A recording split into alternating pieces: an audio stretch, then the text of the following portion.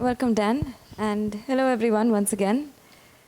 Dan, before we get into any conversation, can you tell us what is the Green Exchange? What does it mean, and how does it function? Sure. So first of all, I'm going to hire Matt as our new salesman.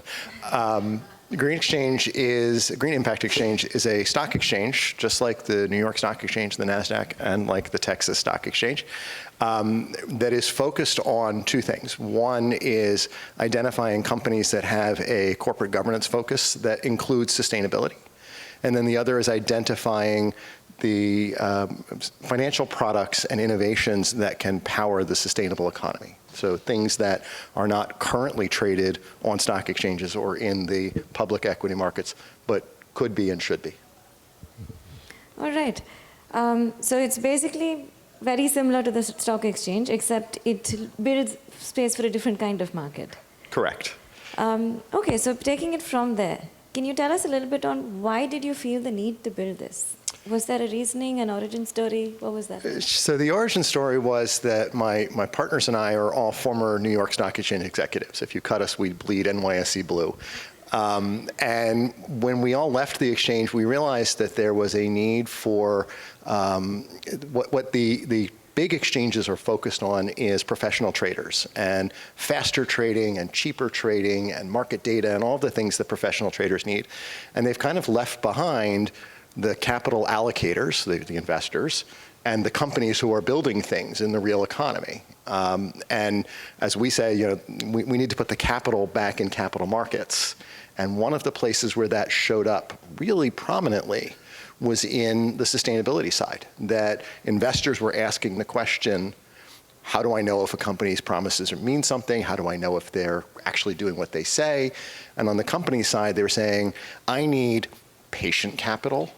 I need capital that understands the ROI of sustainability, and I'm not finding that in the regular market. So we said, there's an opportunity here for a focus or purpose-driven exchange that would identify those two pockets of capital and bring them together. All right. You said, when we were chatting yesterday, you said something like, climate risk is a business risk. Can you explain a little bit on what does that really mean and how does that play out? So I think the thing that we sometimes forget on the sustainability side is we're busy building things. We're busy building new ways of taking carbon out of the atmosphere, new ways of producing energy. And we sometimes don't focus on why businesses and companies need those things.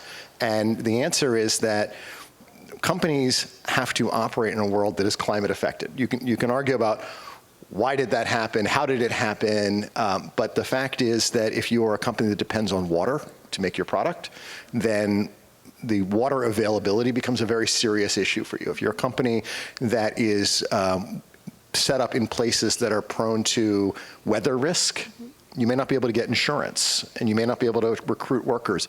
If you can't get homeowners insurance in certain places because of wildfire risk, then you have a difficult time recruiting the people who are going to come work for you because they can't get mortgages. So what we say is that the climate risk isn't just about the planet for its own sake. It's that it's a practical application of, if I have a business, I need to be aware of and worried about those things. And I think it's a place where in sustainability, we sometimes don't make that connection explicitly, and I think we need to. Yeah. What would you say, how can we build this connection a bit more? Is it already, is the GIX, is it out there? Is it functioning? If more people wanted to be on it, what can they do actually? So GIX, as I said at the beginning, we are a registered national securities exchange, which means we have done all of the things that you have to do to get registered with the SEC to be able to trade. And we're launching the actual trading engine at the end of this year. We have a partnership with NASDAQ to provide the technology that runs the exchange, so we are not building our own technology. We're running on what I call institutional grade technology from day one. And the reason why that matters is that what we're trying to do is to attract companies to dually list on our exchange, that they stay where they are if they're listed on the NYSE or they're listed on NASDAQ, but they have a sustainable governance component, they have a sustainable business model, and then we want them to be able to come to us and get recognition as having done those things and to be able to connect to the investors who do those things. And the reason why I think this is so important is that I looked around at the conference this week, and what I see is private equity, private capital, philanthropy, family offices, not a lot of engagement with the public equity side of the business. And if you think about in terms of dollars and cents, there is about $12 trillion of assets under management dedicated to sustainability. There are $70 trillion of market cap in the public equity markets, and about $85 trillion of assets under management in the asset management side of the business, so in pension funds, institutions. Those people aren't here today. They aren't at this conference. That's no fault of the conference, and the conference is great, and I've learned a lot and met a lot of interesting people. But you know, the old saw on Wall Street is follow the money, and the big money is in pension funds and in institutions that are not represented here. And the reason for that is that there's no bridge between sustainable finance and public equity. So GIX is an example of creating the infrastructure necessary to bridge from the sustainable community needs in terms of capital and where the money sits. Well, great, thank you. Thank you, first of all, for identifying this gap and then working towards bridging it, because like you rightly said, there is a bridge which needs to be built, and it's lovely to see that you're actually thinking and working on building this bridge from the ground up.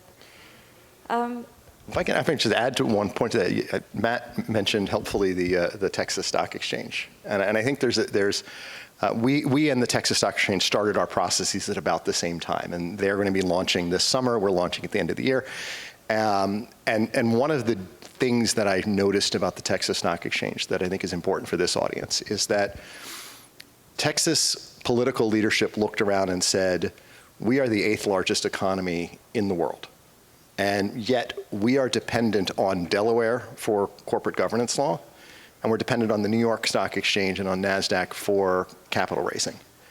And it doesn't make sense for the 8th largest economy in the world to be dependent on somebody else. You know, the bull market should come home. Welcome to Y'all Street. They've got some great marketing. But the idea was we should control our own destiny because we don't want to be beholden to somebody else's agenda.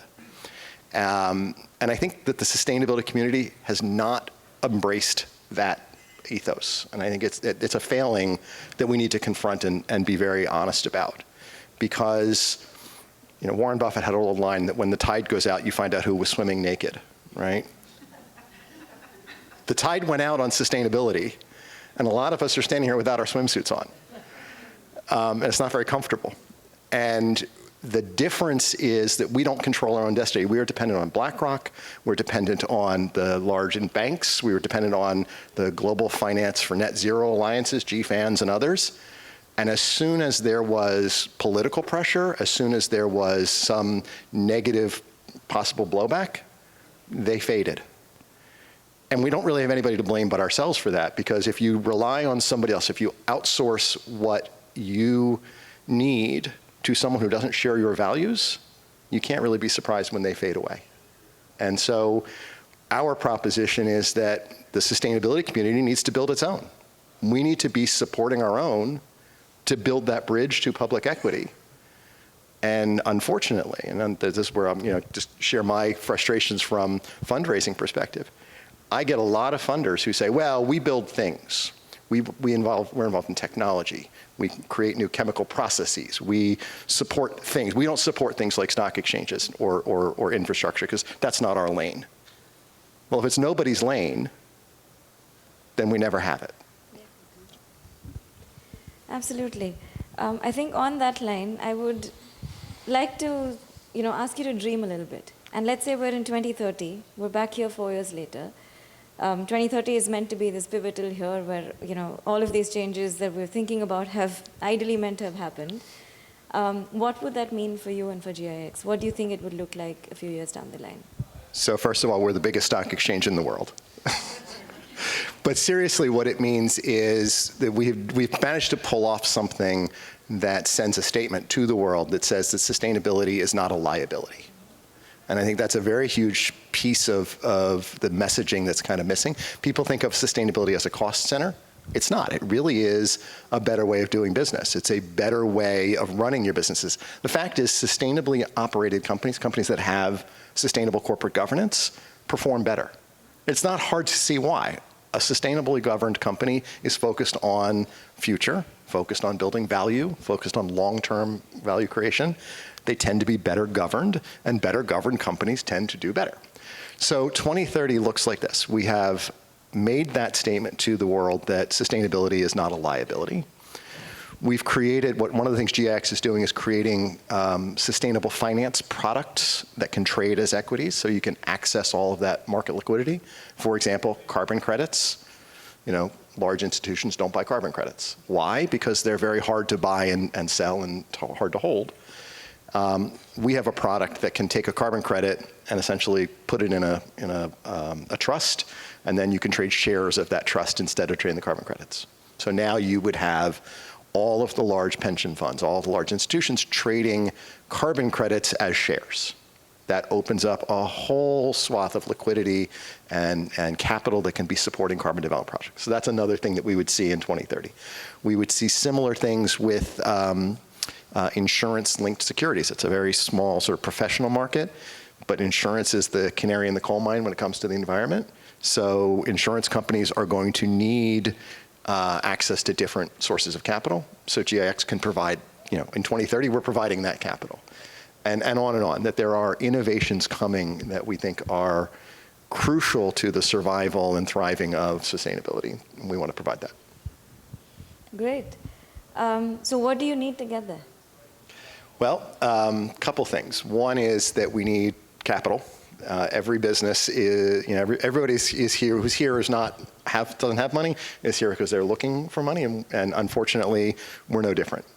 So one of the things is that we're looking for capital, but more importantly, I think we're looking for the validation support. We're looking for the sustainability community to say, this matters. I need a leader to stand up and say, in the same way that the governor of Texas and the leadership in the business community in Texas stood up and said, we need a stock exchange, this has to happen.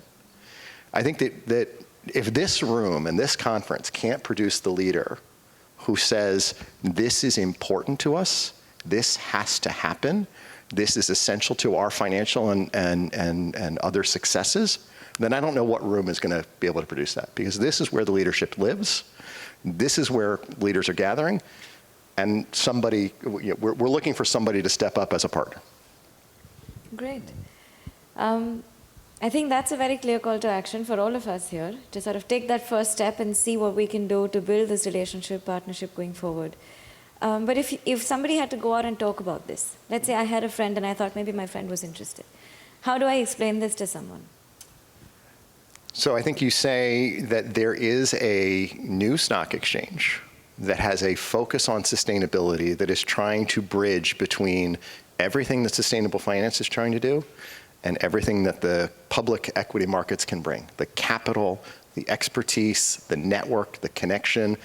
There is a stock exchange out there for those companies to find a home. Great. All right.